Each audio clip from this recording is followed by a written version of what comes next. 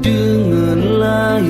Muhammad Nabi Rasul yang akhir, senang hati ban sigom asa langit ngan dunia,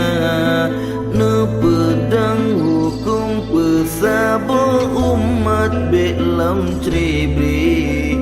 makmu belahi asa dunia hudip mulia.